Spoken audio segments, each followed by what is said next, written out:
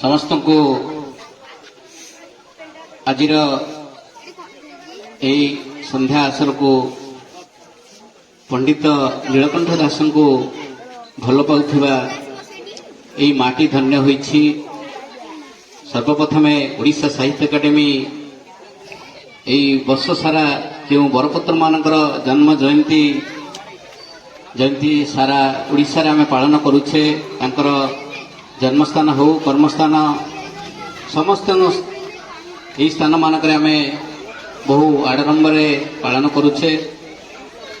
आज यही अवसर रे यही सांध्य अधिवेशन रे आमे पंडित नीलकंठ दास जयंती पालन करने को जाऊे। आम अतिथि माने आसी पहुँचे। आज यही अवसर रे हमर जे सभा मुख्य आसन रे अछंती सुसाहित्यिक एवं सर्वोपरि समस्त स्कूल शिक्षकता करी अछंती। मुझे सर्वप्रथम आज जे सभा मुख्य अछंती से सत्यवाद दास सार को अनुरोध करछि से सभा मंच को आसीबा हेबे। अन्यतम सम्मान्य अतिथि भावे आज जे अछंती एई माटीर एई गाँर से आउ कहीं नहंती श्री पूर्णचंद्र दास तांको मध्य अनुरोध करछि से सभा मंच को आसीबे। आउ दुई जण अतिथि आसी किछि समय मध्यरे पहुंचीबार योजना रही। आमे सभा मंच को आगे नबा। यही अवसर रे मु दुई जण अतिथि को आसीन हवा को अनुरोध करुछि। सर्वोपरि यही सारस्वत आसर को आमे जो अतिथि मान को पाइछे सेमानकर कर्म हो तांकर भूमिका हो सर्वगुण रे संपन्न होइचंती। सेठारे आमर अनुरोध क्रमे एठारे उपस्थित रही आमको किछि पद दुई पद वक्तव्य माध्यम रे नीलकंठ विषय रे किछि वक्तृता प्रदान करिवे।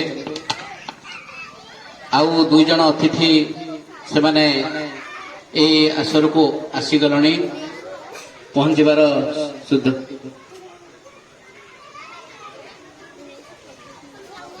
आरंभ हम। आम जो कुनी कुनी पिला अवसर रे वक्तव्य नीलकंठ उपरे जो से माने जहा कहिथिले ताहा आपण माने निजे अनुभव करथिबे। परवर्ती आम डाकिबा अभिप्सा प्रियदर्शिनी भोई से तांकर वक्तव्य उपस्थापन करिवे एवं नीलकंठ उपरे किछि कहिबे। अभिप्सा प्रियदर्शिनी भोई।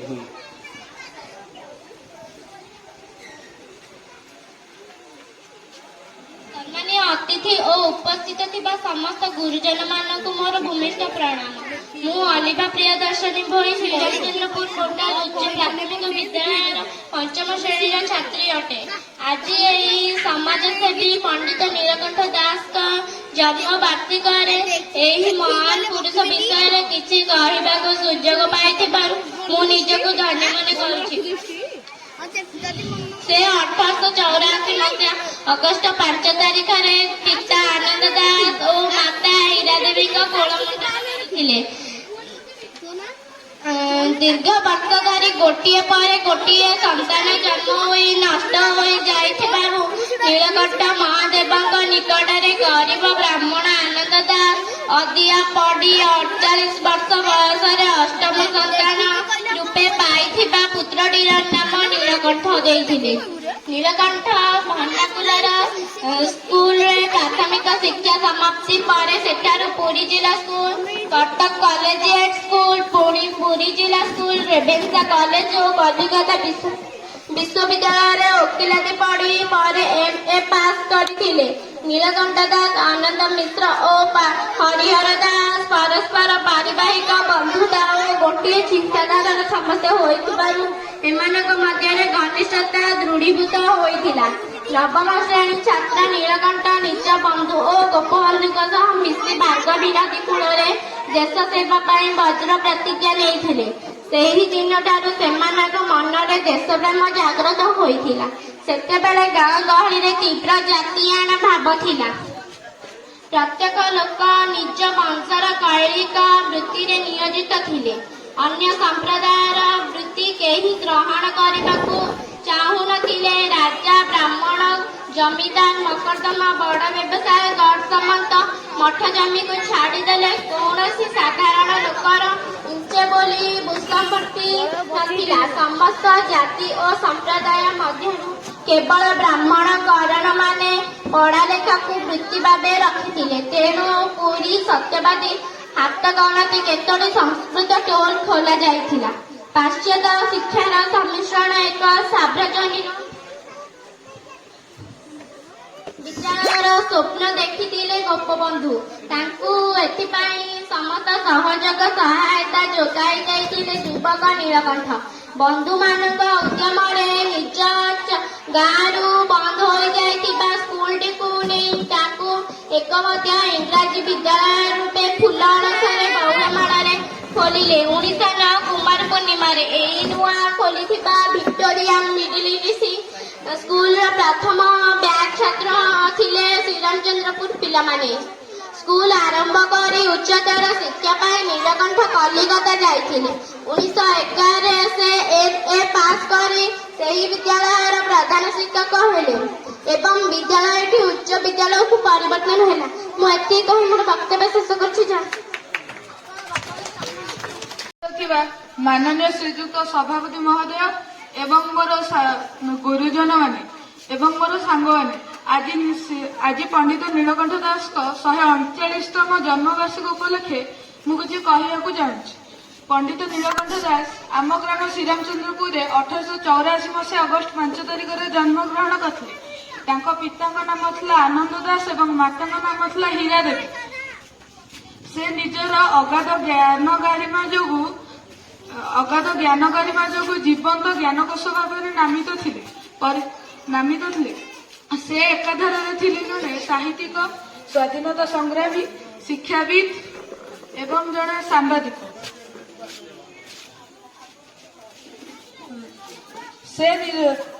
ସେ ଓଡ଼ିଶାର ପରିସ୍ଥିତି ନିଜ ଛାତ୍ର କାଳରେ ଦେଖିଥିଲେ ଏବଂ ସେ ଶପଥ କରିଥିଲେ ଯେ ଓଡ଼ିଶାର ଉନ୍ନତି ପାଇଁ ନିଜ ଜୀବନକୁ ଉତ୍ସର୍ଗ କରିବେ। ଓଡ଼ିଆ ଭାଷାକୁ ସେ ଏକ ସ୍ୱତନ୍ତ୍ର ଭାଷାର ମର୍ଯ୍ୟାଦା ଦେବା ପାଇଁ ତାଙ୍କର ଭୂମିକା ଖୁବ୍ ଗୁରୁତ୍ୱପୂର୍ଣ୍ଣ ଥିଲା। ସେ ସତ୍ୟବାଦୀ ବନ ବିଦ୍ୟାଳୟର ପ୍ରଧାନ ଶିକ୍ଷକ ଭାବେ ଥିଲେ ଏବଂ ସତ୍ୟବାଦୀ ବନ ବିଦ୍ୟାଳୟକୁ ଏକ ଆଦର୍ଶ ବିଦ୍ୟାଳୟ ଗଢ଼ିବାରେ ଗୁରୁତ୍ୱପୂର୍ଣ୍ଣ ଭୂମିକା ଗ୍ରହଣ କରିଥିଲେ। ସେ ବିଗତ 1 ଦଶନ୍ଧିର ପରିଶ୍ରମ ବଳରେ ଅନେକ ସ୍ୱାଧୀନତା ସଂଗ୍ରାମୀ ସୃଷ୍ଟି କରିପାରିଥିଲେ। ଭେଦଭାବ ଏବଂ ଛୁଆଁଅଛୁଆଁକୁ ଦୂର କରିବା ପାଇଁ ତାଙ୍କ ଭୂମିକା କିଛି କମ୍ ନଥିଲା। ସେ ନବଭାରତ ପତ୍ରିକାର ସମ୍ପାଦନା ଫଳରେ ଓଡ଼ିଆବାସୀଙ୍କ ମନରେ ଦେଶପ୍ରେମ ଜାଗରଣ କରିପାରିଥିଲେ। କବିତା, ପ୍ରବନ୍ଧ, ସାହିତ୍ୟିକତା,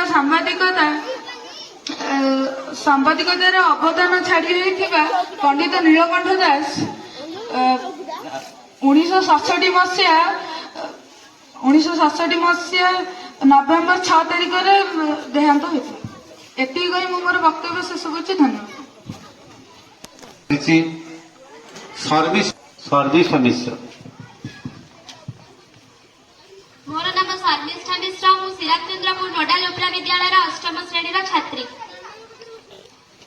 ସମ୍ମାନନୀୟ ସଭାପତି ମହୋଦୟ, ମାନ୍ୟବର ଅତିଥିବୃନ୍ଦ ଏବଂ ଏଠାରେ ଉପସ୍ଥିତ ଥିବା ସମସ୍ତ ସାନ ବଡ଼ ଭାଇ ଭଉଣୀଙ୍କୁ ମୋର ଭୂମିଷ୍ଠ ପ୍ରଣାମ।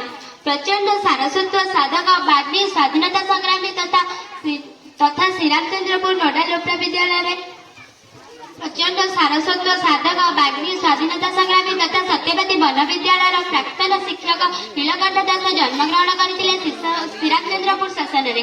ଯେଉଁ ଗାଁରେ ଜନ୍ମଗ୍ରହଣ କରିଥିଲେ ଆଚାର୍ଯ୍ୟ ହରିହର। ଦିନଟି ଥିଲା 1884 ମସିହା ଅଗଷ୍ଟ ମାସ 5 ତାରିଖ।